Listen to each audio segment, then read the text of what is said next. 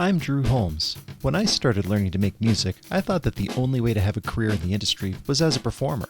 I could not have been more wrong. In more than 25 years in the music business, I've done many non-performing jobs, from orchestra librarian to music store owner. But my experience is just the tip of the iceberg. I'm on a mission to explore the exciting and necessary jobs that make performances possible. Come with me as we go beyond the stage. Recently, Disney came out with this Beatles documentary, Get Back. It's brilliant. Yeah. And my wife, will sit there next to me while I'm watching it, and she goes, it's like 30 minutes they're sitting there and they haven't learned anything. They're just like, they're not practicing.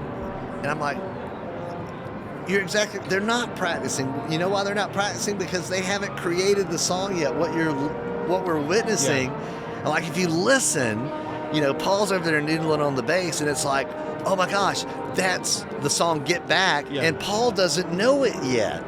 So it's, and that's so cool to see that process that is really messy. And I remember seeing a video of Steven Tyler on a piano just kind of noodling around, and you listen to it, you're like, okay, all of a sudden, like, he's writing Dream On. Like, it doesn't exist yet. That video was shot in a world in which that song not only isn't popular, it's not there. Right. And it's just so fascinating to think of that and conceive of that, someone like Aerosmith wouldn't know one of their most famous songs. Yeah.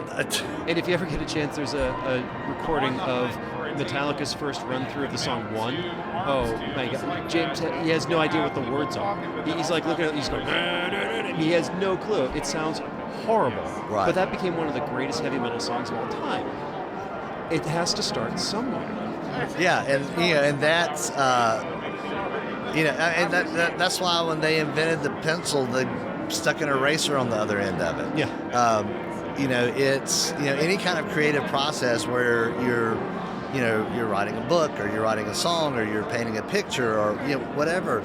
It doesn't come out right the first time, unless once in a generation maybe a Mozart comes along that doesn't need an eraser. But all the rest of us, that's a very important part of the creative process, is create, reflect, revise. Yes. Oh, and Beethoven did that a lot. Yeah, absolutely.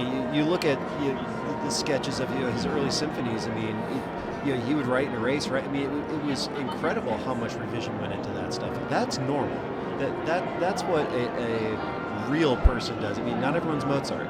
You don't conceive of it fully formed. I mean, it's a process. Yeah, but there's so many things with particularly in music, that I tell my students, you can be, there are tons, I don't know the exact data, I said, but probably most of the musicians you listen to don't write the music they perform. Right.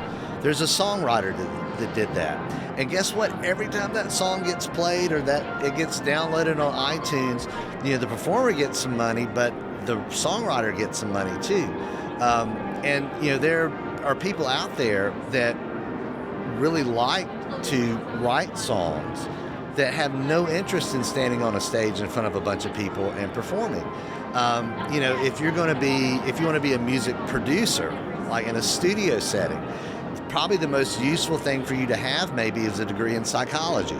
Yeah. Because the role of a producer is sort of like the role of like a football coach. You've got to help the different people in there do their job the best that they can do it, and then set them up in a way for them to be successful. And sometimes, particularly if you are creating music, that's such a personal thing. You have to be able to communicate to people in a way to go, that sounds terrific, but let's maybe try it this way. Let's do it one more time. And some people are very good just communicating with other people that way, and that's a skill. So there's even though we're still talking about music, those could be technically non-musical. Yeah, they're what are called soft skills, but I don't know how soft they are, because they're so relevant and so necessary. I mean, and I think you're right. A good coach gets overlooked. I'm a big fan of the TV show Survivor. I don't know if you watched that one at all. Did you see the season where Jimmy Johnson was on? No, I did. Coach for the Dallas Cowboys Right. and their Dolphins. And he went in there with his team. It was a bunch of older folks of his generation on the team. And he told them at the beginning, he's like, look, I know I'm not going to win. I just want to be here for the experience, for the fun. I'm going to help you win best as I can. And when they finally voted him out, Jeff Probst called him out on it and said, you just voted out one of the greatest motivators in history. The man has won multiple Super Bowls. He's coached some of the biggest personalities to the greatest heights, and you didn't think he was good enough to be on your team? And I think he was just, I don't want to say underutilized, but he's definitely underappreciated for his ability to get the best out of everybody. And I'm in no way comparing myself to Jimmy Johnson, but owning a retail music store, that's part of my job too. Sure. I've got, salespeople, and I've got office people, and I've got repair techs, and I've got road reps. Everybody comes at it from a different perspective, has a different personality, different motivations. And my job is to put them all together to succeed with what they do best. And if I do that, then I've done my job. I come home, wife, what'd you do today? It's like, I didn't get anything done. Well, that's never true. Because if the overall productivity of the team is increased, then I've done something. And that's a hard one to understand. Yeah. So it's, that's one of the things that I really enjoy about teaching and, working with these kids, because a lot of times they discover things that that they're good at that they didn't know they were going to be good at. Or they discover something that they really love to do that they didn't even know existed. So, I think, one of the things that's interesting in Georgia, as the music tech chair for GMEA, every year I send a records request to our Department of Education asking how many students, because they track all this, how many students in the state of Georgia were enrolled in a music technology course, break that down into grades 6 through 8 and 9 through 12, and tell me where the schools were that offered those courses. And they send that to me every year in a spreadsheet. So one of the things I found really interesting, so I've tracked that since 2015. So in 2015, there were approximately around 4,000 students that took a music tech course.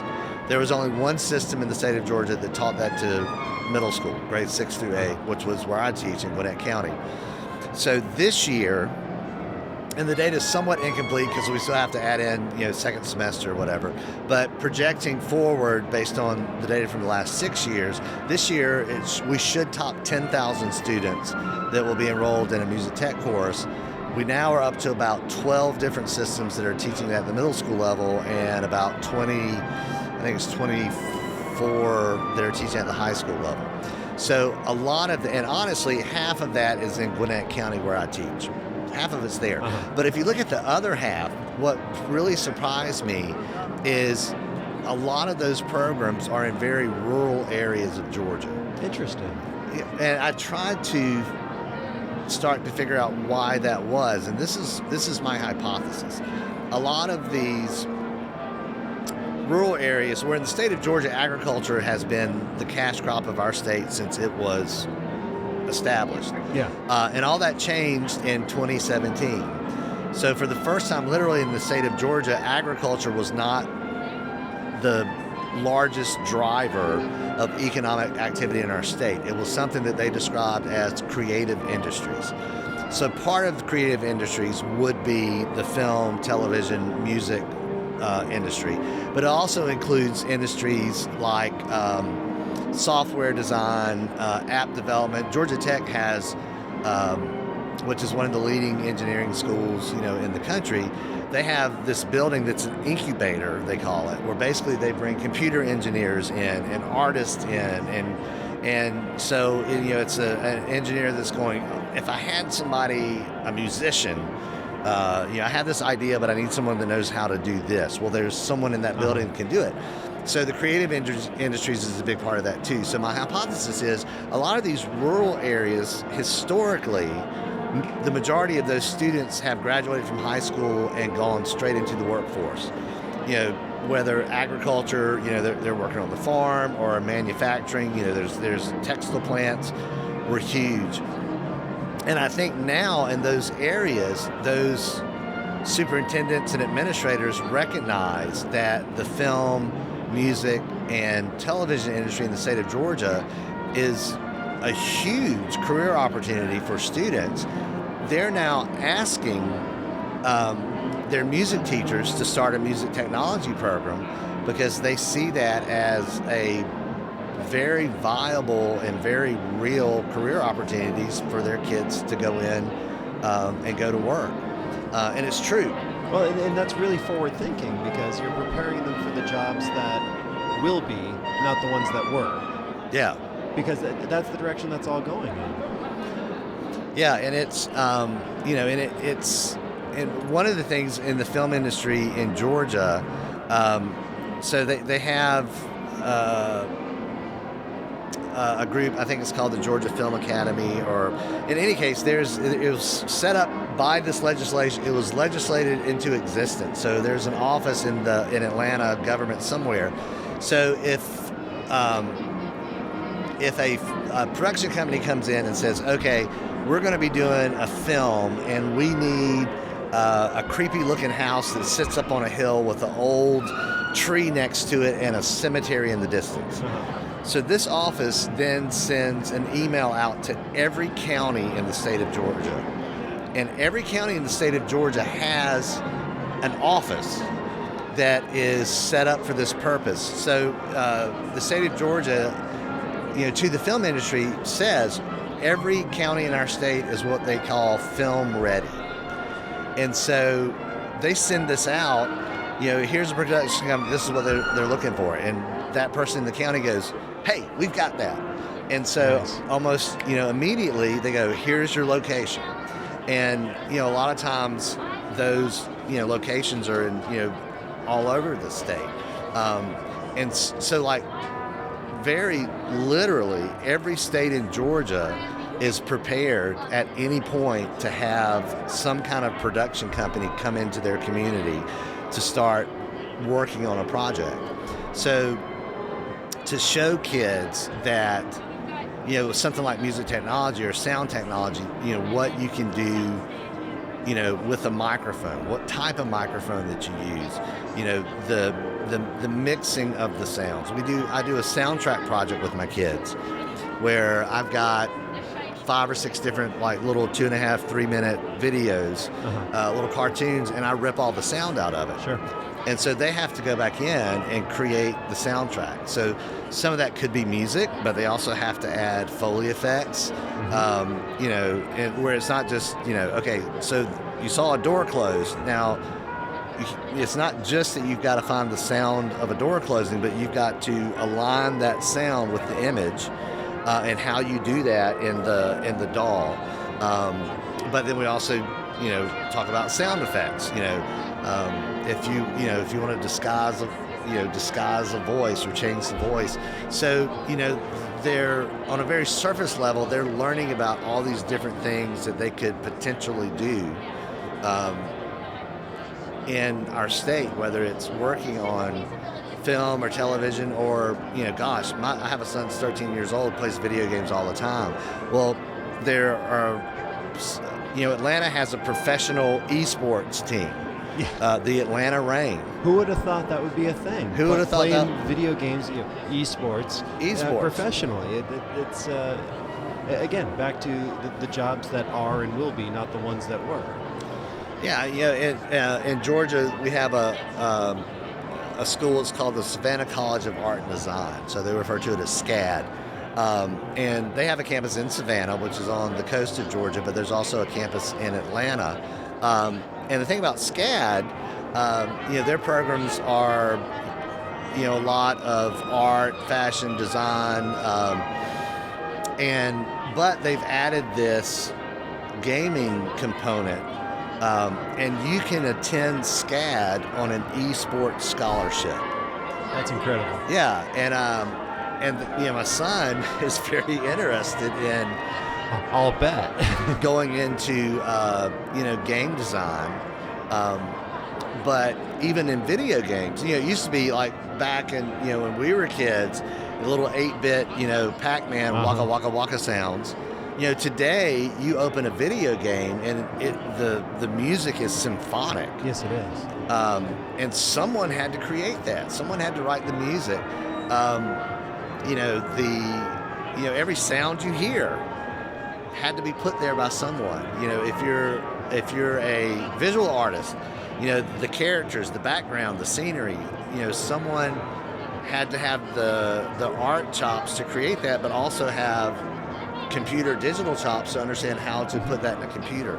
So, I think a lot of things that we've thought about as being artistic fields, whether it's music or sculpture or painting, and other things being technical engineering fields like computer programming or whatever, that those borders and boundaries between that are being erased. You have to know how to do both. Well, and that's what's going on with this stuff in general. I mean, the gatekeepers don't exist like they used to. In order to publish anything before, you used to have a newspaper that would take you on. Or if you wanted to be on television, it was 3 different networks and then 4. And now all of a sudden, the newspapers don't really exist. I mean, they do, but they don't. And television has been replaced or at least supplemented by streaming services and YouTube. And I feel the same way about podcasts and podcasting and things like that being the new version of radio. Because the advantage of this stuff is you can curate the content before listening to it, and you can consume it asynchronously at your own pace. I mean, the majority of podcast listening I do is while driving. And that makes sense because you can do that. I mean, you can't watch videos while driving. That's not safe. Don't do it at home. But it's, the way that the media is going, but the barriers aren't there. I mean, the only limits anymore are our imagination and our will to do it. And that's really it. And I've seen stats, and I don't know the veracity of it, but I believe it, that like 90% of the content on social media is not original, it's shared. Which means if you're creating original content, you're already ahead of the game in terms of being able to get your message out there, reach your audience, and have the conversations that you are wanting to engage in. Let's take a quick timeout to hear from our sponsors. Beyond the Stage is proudly sponsored by Boomer Music Company, Northern Colorado's band and orchestra experts since 1976. If you need instrument rentals, repairs, sheet music, or accessories, Boomer Music has you covered. Come to our Fort Collins showroom or visit us online at www.boomermusiccompany.com. ThePodcastingStore.com is your one-stop shop for all things podcasting and remote learning, and a proud sponsor of Beyond the Stage. Whether you're a novice remote teacher or a veteran podcaster, we have the gear and the knowledge to take your content to the next level to better engage your audience. Check us out at www.thepodcastingstore.com and see what solutions we have for you. Now, let's continue our journey beyond the stage. How are you encouraging your kids in terms of content creation and dissemination and getting it out there and finding their audience? Well, a friend of mine, John Snyder, who works with Tweed Recording Studio, and John's background, he was a trumpet player, but his parents would not allow him to just be a musician, so he ended up getting a law degree. So he was a lawyer, but he ended up working... well, that's good because a lot of trumpet players need lawyers. Yeah, no kidding. But he ended up working in New York City. He was the head of the jazz division with Atlantic Records for a few years, and ended up starting a music business program at the University of Loyola in New Orleans. And he's now in Athens, Georgia, near where I live. And John spends a lot of time talking with students about copyright and publication. Yep. And I've learned most of this from him, but it's like original thought. Like I'll tell my students, if I gave you an assignment to create a melody and you wrote out a melody that came from your imagination and you documented in the DAW, I can evaluate it, I can give it a grade, but you know what? It belongs to you. Like that is yours. And and when you, like, if you just stand out on the corner, if I stood up here now and started singing a song off the top of my head, I can't claim that to be mine. But as soon as I stick a microphone in front of my face and sing it and record it and it's captured, I now have something that it is at that moment protected by copyright law in the United States. Yeah, when you put it into a fixed format that is verifiable. Yeah, at that moment you don't, and so, well, you have to apply to get the copyright. No, you can apply to get a copyright that you pay for that's going to give you some additional protection and recourse in case someone takes it from you, but which you still need to pursue. It doesn't just happen automatically. Right. The police aren't out there, checking for copyright violations like they are for parking violations. Yeah. So it's, the thing about it is, whatever you create belongs to you. Now, whether or not it has any value that's also kind of up to you. It sure is. And there is such an entrepreneurial a part of all of this. So, it is. I tell my students about YouTube. I go, what does YouTube make? And they go, videos. And I go, nope, that's not what they make. And I go, YouTube doesn't make anything. And I went, somehow they have created a business where the shoppers create the items that go on the shelf. Yep. I said, all of us create the content. And then and I said, and they're quite happy to let as many people create as much content as they want, because what they really want is, out of the hundreds of thousands and millions of people that are creating content, they're looking for that top 2 or 3% that are actually getting people to follow their content.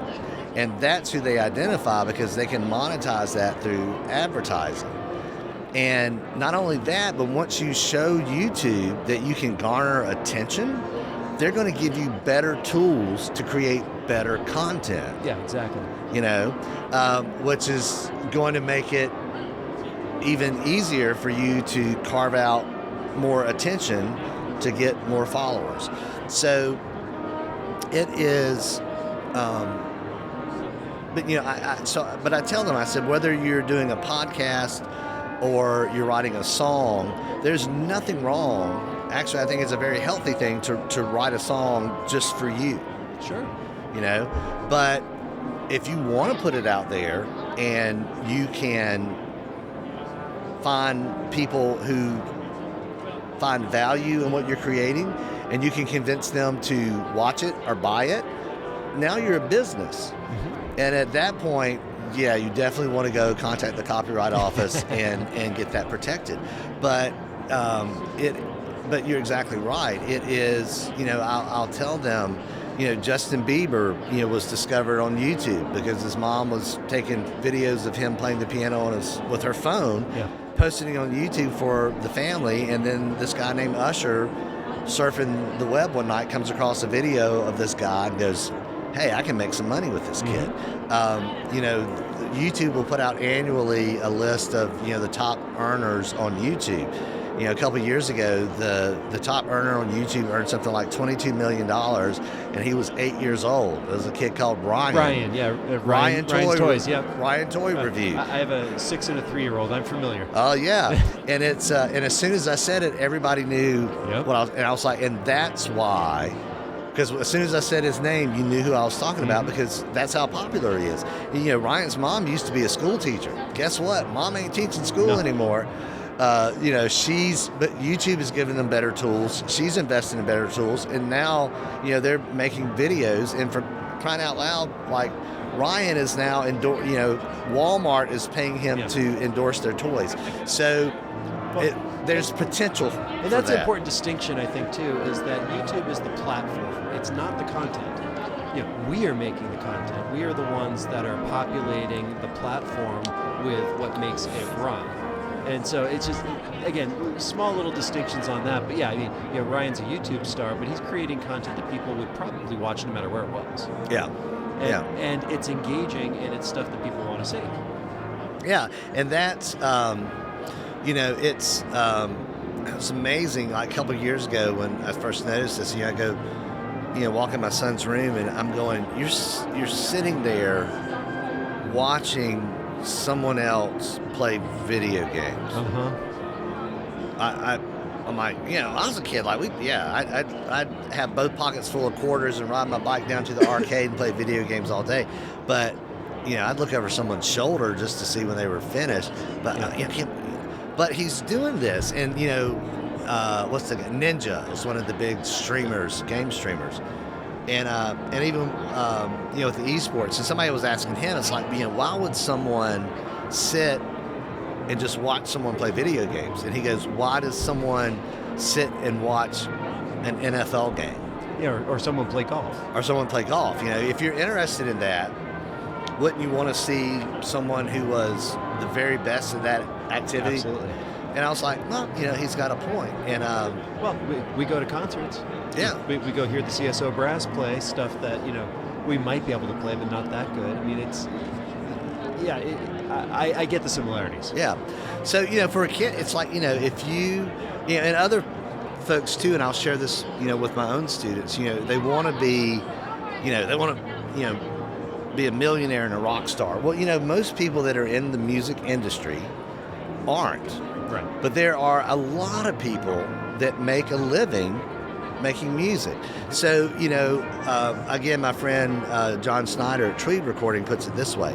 He goes, he said, if you can find 100 people in your town to follow you, like you're a musician, you're gonna record, put some songs out there, SoundCloud or whatever. He goes, if you can find 100 people in your community to follow you, then push it out to the next level and see if you can get 500 people, say in a 50-mile radius, and then push it out and see if you can get 1,000 in maybe 500-mile radius. He goes, if you can get 1,000 people to follow you, to be a fan of your music, and if you can find 1,000 people who will reliably invest $50 a year into your product, whether they're buying a CD or a shirt or you buy a ticket to a show. He goes, if you can get 1,000 fans, $50 a year, he goes, you're making $50,000 a year. Yeah. He goes, then if you take the other skills that you have, running a soundboard or whatever, and you get some gigs, churches these days have to have a sound engineer to run the sound, get a gig, doing that or running live sound somewhere, make another maybe $20,000 a year doing those side gigs. Well, now you've got an income of $80,000 a year. And, that's a decent living. Like you can make a living on a salary like that, and a lot of musicians are out there doing that are very happy with that kind of career, where they're still performing. They have no interest in playing huge arena shows or anything, but there's people can be very happy and have very good careers as a musician or as a music producer or a sound producer that you're never going to see on television, that you're never going to see whatever. And that's a great job. Yeah, absolutely. So it's not just about, being a star. And like I said, it's interesting to me because sometimes when we do our sound project, or we'll do like a podcasting project, and I'll go, okay, so as a group, you have to decide, whether it's a song or a podcast, what's your topic. When the podcasting project, I make, like, one of the things they have to do is what's going to be the name of your podcast. Sure. And so, so they have to write out like an intro. So, let's assume that you're going to do this as a series. So every episode's going to start with, here we are again with da-da-da-da-da, and then here's your close, and they have to write all that stuff out, and then they have to record it. And but it's really interesting because some of the students will gravitate and very much want to be the sound person. Like they're gonna be the ones looking at the DAW, making sure that all the mics are live and the things are balanced. There's another student who very much wants to be the person running the interview. And, another student, they gravitate to these different tasks, and they find kind of their niche of what they're most interested in doing. And that's really cool to see because, again, when we say music tech or sound tech, that's a very broad category of things that could fall under that, Well, Heath, I don't mean to take up your entire afternoon here. Is there any other topics you want to touch upon or questions that you want to throw my way or anything like that? I'm happy to continue the conversation. Yeah, no, it's I appreciate you taking the time to chat because it is something that I'm passionate about. If it's I've got a website. If you don't mind me mentioning. No, plug it, please. How can we find out more about what you do and help support you in your efforts? Yes, it's kind of a mouthful, but it's MuTech TeacherNet. Spell it out. Which is all abbreviated. It's Music Technology Teacher Network. Okay. But it's MU Tech Teacher Net. MuTechTeacherNet.com. You need to make it into like a rhyme or a song or something. Yeah, I know. A jingle. I'm working on it. But assign the kids to make a jingle. Yeah, but that website, I've got a bunch of resources, lesson plans that I use in the classroom. And originally, when I opened that website, it had like a free version and a paid kind of premium version. When COVID came along, I just opened it all up. Yeah, as a lot of people did, and thankfully so. Yeah, so anything on the website there is available to anybody that just goes to the website. You don't have to sign up as a free member or as a paid member. You could if you want to, and if you do, thank you, but you don't have to. It's encouraged but not required. Yeah, no, and not even encouraged. It's just, the email and stuff that I get, like I keep a mailing list, but I send emails out maybe once every 3 months if something cool comes along. Like, you got to check out this podcasting store I found. So MuTechTeacherNet.com. I've also got a YouTube channel where I've got a bunch of videos that are basically demo videos that I make for my students. So when they do an assignment, I do a screen capture of myself doing it. So if anybody's interested in seeing like what kind of lessons and stuff we do, it's there on the YouTube channel, and that's shareable and usable by whoever wants to use it.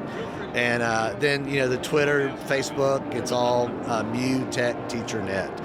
Music Technology Teacher Network, MuTech TeacherNet. So, but yeah, that's how you can get in contact with me. Anybody's always welcome to send me an email, ask questions. The book I recently published with Hal Leonard's called Music Technology 101.